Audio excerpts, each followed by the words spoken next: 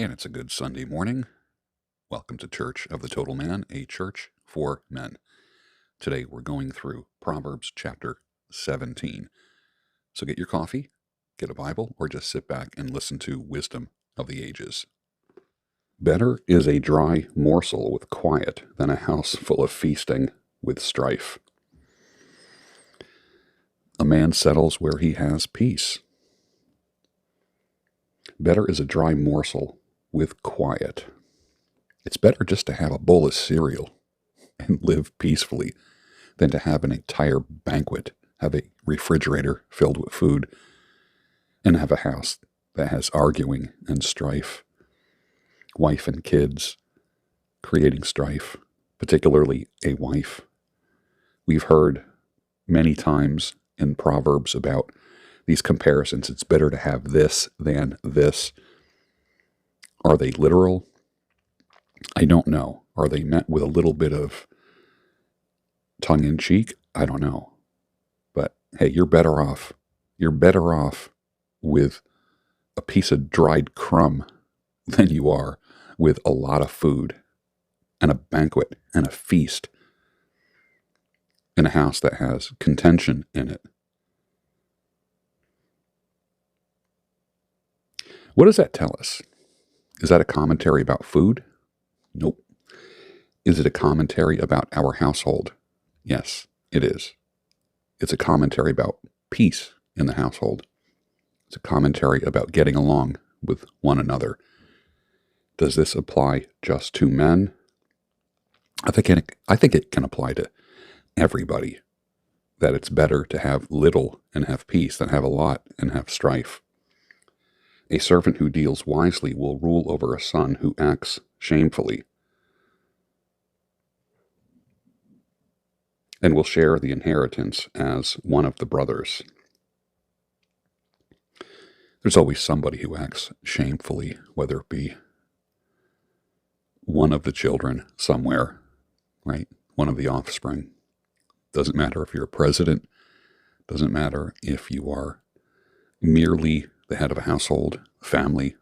There's always one that is just a little more, I was going to say that's more trouble than the others, but I'll say it this way. There's always one that's a little more challenging than the others. And you have to be ready for that. Doesn't matter where you are. There's always going to be people who are challenging in your lifetime and bring shame, acting shamefully. We don't see the word shamefully or shame used a lot. Shame can be a real good motivator. Like, you don't want to shame your family. People worked hard to not shame the name of their family. You represent your family. Do you come from a family of goofballs? Maybe it's time for you to stop that. You can actually stop that trend in your family. There might be generations of people who were drunkards or fighters and arguers and dysfunction. You have the ability to put that to a stop, which I think is kind of cool. You can start something new for your family. The crucible is for silver, and the furnace is for gold, and the Lord tests hearts. Isn't it interesting that God testing our heart is compared to a crucible? A crucible. Heat. Pressure. God tests us through heat and pressure and the furnace. What do those things do? They break down the elements of silver and gold. They also purify silver and gold. You don't feel like it when you're going through stuff, but you are being purified. I even hate to admit that many times troubles and heat and pressure cleanse us. How many times have you been through something and you say, never again will I do that? Because maybe, why? Because it hurt. Because the consequences were not cool. An evildoer listens to wicked lips, and a liar gives ear to a mischievous tongue. What are some of the things that you watch on YouTube and Rumble and BitChute, all the different video platforms? An evildoer listens to wicked lips. There's a lot of wicked lips out there that are not teaching men the right way. Anyone that encourages you to act out your anger, notice I didn't say to not be angry. You are to be angry, but don't sin. You can be angry. It's all right. Anger's on my resume. Rage helps me get things done, so to speak. Whoever mocks the poor insults his maker. He who is glad at calamity will not go unpunished. Don't celebrate people being hurt. Don't celebrate calamity in a family. Like God evens the score, so to speak. Like you don't add any weight in your favor by celebrating someone else's pain or calamity. Grandchildren are the crown of the aged, and the glory of children is their fathers. Yeah, we talk about providing for our grandchildren, our children's children. Wouldn't it be great to leave something to your children's children? And the glory of children is their fathers. That's kind of like the centerpiece of today's teaching.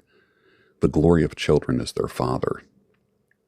We are very important in our children's lives, and for those who don't have children, just know that you will be so important in their lives. And there's a lot of things that would separate you from your children, including a judicial system, which is not fair, a tilted playing field.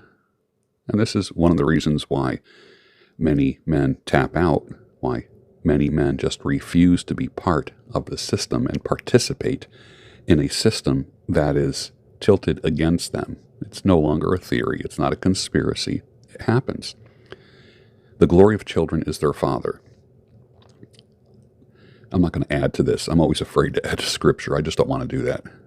But I will give this comment. I will say that with a comment. The glory of children is their father, if they have access to their father. How can a father be glorious in a child's life if he doesn't see the child and have an impact on their life and feed them, put them to bed, and teach them things? Fathers are important here at Church of the Total Man. That's why I say it's a church for men.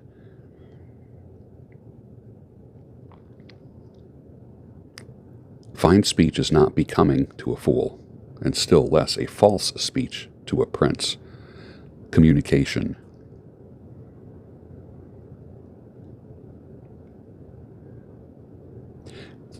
The Proverbs have commented a lot on our communication, things that come out of our mouth, referring to our words as our tongue, a wicked tongue, a tongue that blesses.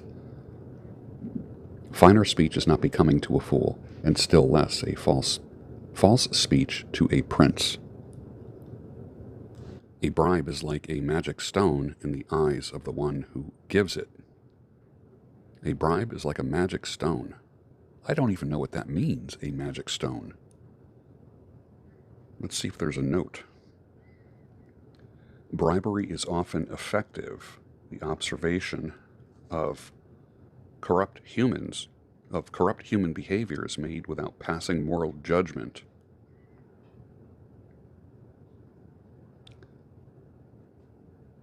Bribery is condemned. Wisdom rejects pragmatism in favor of obedience to God's law. Bribery happens, it can be effective, but it is not encouraged. A magic stone, magical thinking that you have special powers. Wherever he turns, he prospers. A bribe is like a magic stone in the eyes of the one who gives it. Wherever he turns, he prospers. What can you bribe people with? Money? Favors? promises, positions of power.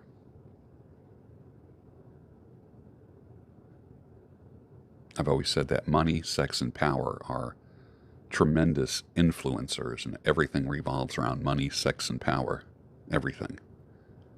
A bribe is like a magic stone in the eyes of the one who gives it. Wherever he turns, he prospers. I don't think that's saying it's right. When I think of bribe, I also think of blackmail. I think of holding something against somebody for later manipulation. That's usually what bribes do. Whoever covers an offense seeks love, but he who repeats a matter separates close friends. Who covers an offense? How do you cover an offense? If someone does you wrong, what do? Is it all about forgive and forget?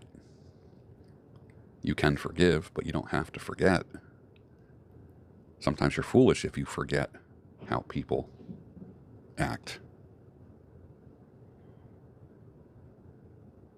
And why do we forgive? We forgive for ourselves and also to free other people. Many times when you forgive, you release people from their guilt. Maybe that's not an incentive to forgive because you want them to feel the guilt, right? But whoever covers an offense seeks love. A more loving life is a more forgiving life. I'm not saying overlooking offenses.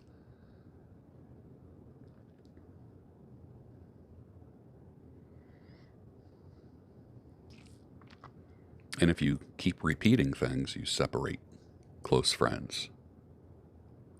A rebuke goes deeper into a man of understanding. Yeah. Wise men learn from their mistakes, and they take a rebuke seriously.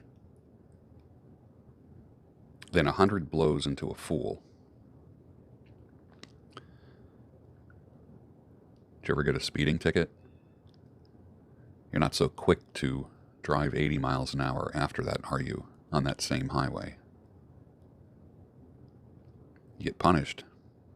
I'm not a huge fan of speeding tickets, but the reality is a wise man will look at how he was corrected and learn from it. A fool, 100 speeding tickets won't change his behavior. An evil man seeks only rebellion, and a cruel messenger will be sent against him. Let a man meet a she-bear robbed of her cubs rather than a fool in his folly. It's better to be around a bear protecting its cubs than a fool in his folly. Now, is it encouraging you to be around a bear, a wild bear and its cubs? No. What it is saying is that, look, here's a dangerous situation, but here's another situation that's even more dangerous, and that's being around a fool doing foolish things. If anyone returns evil for good, evil will not depart from his house. When people do good things for you, acknowledge it.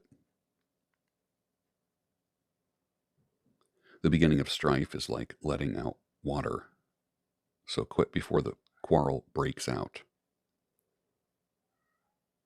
He who justifies the wicked and he who condemns the righteous are both alike an abomination to the Lord, justifying wicked behavior and condemning the righteous. Prisons may be filled with innocent people. It's a possibility, right? People who have been framed. I learned a long time ago that everybody who is behind bars, that there is a double justice system that favors some and condemns others. Why should a fool have money in his hand to buy wisdom when he has no sense? Do you multiply money, or do you just hang on to it, or do you just blow it? What do you do with money or resources or people?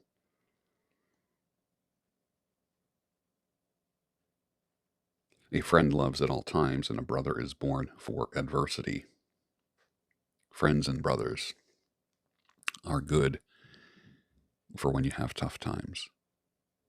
They help. It helps to have someone to call and say, hey, you got a minute? One who lacks sense gives a pledge and puts up security in the presence of his neighbor. Yeah, co-signing for somebody. That's been a popular phrase these days, right? Yes, I co-sign that. In other words, I agree with that. I wouldn't be so fast to co-sign what people say on social media or in the world.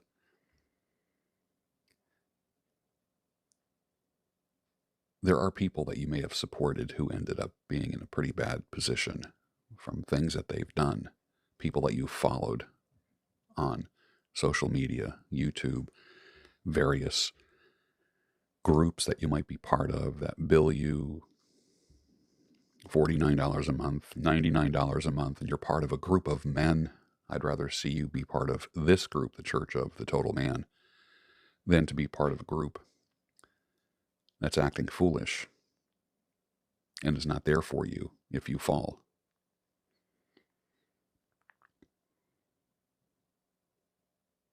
Whoever loves transgression loves strife. He who makes his door high seeks destruction. A man of crooked heart does not discover good, and the one with a dishonest tongue falls into calamity.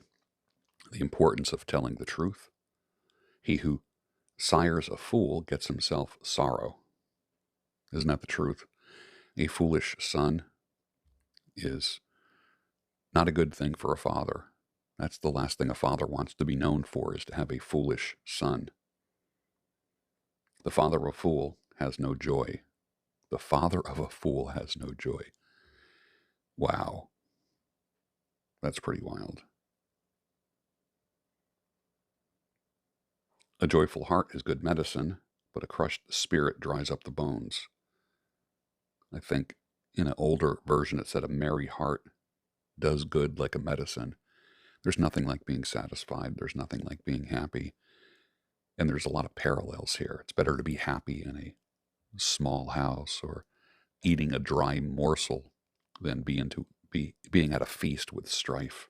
I love these comparisons. A joyful heart basically is like good medicine, but a crushed spirit dries up the bones. Discouragement dries up the bones. What else? Breakups, divorce, separation from your children that you love, losing a job. This is why you need to seek joy. What brings joy? It has to come from within, from God's Spirit within you. That's the only thing, because you can be sitting amongst rubble and still have joy. A wicked person accepts a bribe in secret to pervert the ways of justice. An observation, yes. The discerning sets his face toward wisdom, but the eyes of a fool are on the ends of the earth. What are you looking for? Are you looking for the best version of everything? That's where wisdom is. The discerning sets his face towards wisdom, efficiency, effectiveness, not foolishness. A foolish son is a grief to his father. Now we're getting into fathers and sons. And bitterness to her who bore him. So it's now talking about fathers and mothers here.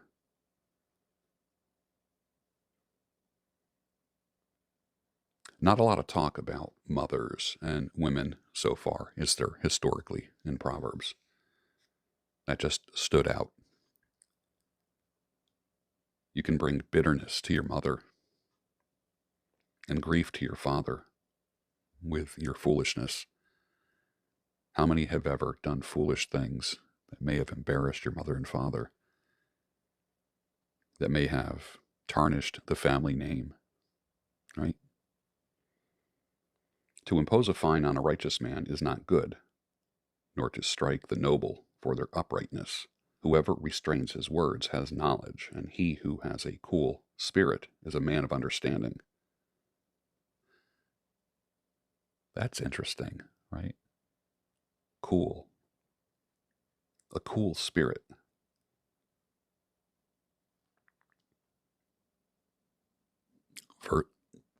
Versus a hothead, a hot-tempered person.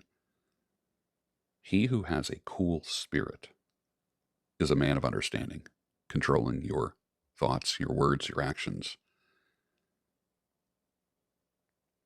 Even a fool who keeps silent is considered wise.